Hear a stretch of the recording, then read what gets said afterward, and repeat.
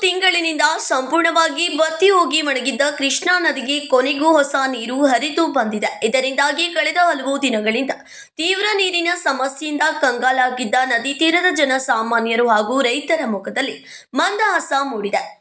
ಕೃಷ್ಣಾ ನದಿ ಒಣಗಿದ್ದರಿಂದ ನದಿ ತೀರದ ಗ್ರಾಮಗಳಲ್ಲಿ ಕುಡಿಯುವ ನೀರಿಗಾಗಿ ತೀವ್ರ ಸಮಸ್ಯೆ ಉಂಟಾಯಿತು. ಕೇವಲ ಜನರಿಗಷ್ಟೇ ಅಲ್ಲದೆ ಜಾನುವಾರುಗಳಿಗೂ ಕುಡಿಯಲು ಹನಿ ನೀರಿಲ್ಲದ ಪರಿಸ್ಥಿತಿ ಕೈ ಮೀರಿತ್ತು. ಇದರೊಂದಿಗೆ ನಂಬಿಕೊಂಡಿದ್ದ ಕೈಗೆ ಬಂದ ಬೆಳೆಗಳು ಕಣ್ಣೆದುರೇ ಒಣಗುತ್ತಿರುವುದನ್ನ ಕಂಡ ರೈತರು ಅಸಹಾಯಕರಾಗಿದ್ದರು. ಕೃಷಿ ಮತ್ತು ಕುಡಿಯುವ ನೀರಿಗಾಗಿ ನದಿ ತೀರದ ಗ್ರಾಮಸ್ಥರು ಹಾಹಾಕಾರ ಪಡುವಂತಾಯಿತು. ಪ್ರಸ್ತುತ ಕೃಷ್ಣಾ ನದಿಗೆ ನೀರು ಹರಿದು ಬರುತ್ತಿದ್ದು ಕಲ್ಲೂಳ, ಯಡೂರ, ಮಾಂಜರಿ, ಅಂಕಲಿ, ಚಂದೂರ, ಇಂಗಳಿ, ಬಾವನ, ಸೌದತ್ತಿ, ದಿಗ್ಗೇವಾಡಿ ಸೇರಿದಂತೆ ನದಿ ತೀರದ ವಿವಿಧ ಗ್ರಾಮಗಳ ವ್ಯಾಪ್ತಿಯಲ್ಲಿ ನದಿಯು ಮತ್ತೆ ಜೀವ ಕಳೆಯನ್ನ ಪಡೆದುಕೊಂಡಿದೆ.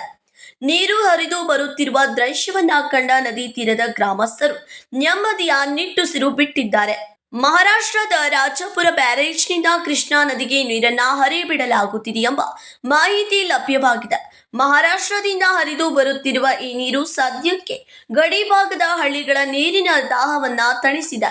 ಒಟ್ಟಿನಲ್ಲಿ ಕೃಷ್ಣೆಯ ಒಡಿಲು ತುಂಬುತ್ತಿರೋದು ನದಿ ತೀರದ ಜಾನುವಾರುಗಳಿಗೆ ಹಾಗೂ ರೈತಾಪಿ ವರ್ಗಕ್ಕೆ ದೊಡ್ಡ ಆಸರೆಯಾಗಿ ಪರಿಣಮಿಸಿದೆ.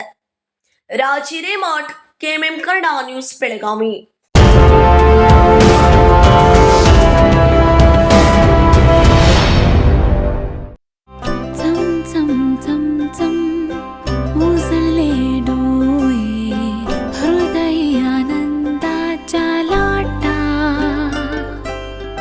शुभ क्षण आले, क्षण प्रेमळ है, रेशमात गुंफून सोनेरी.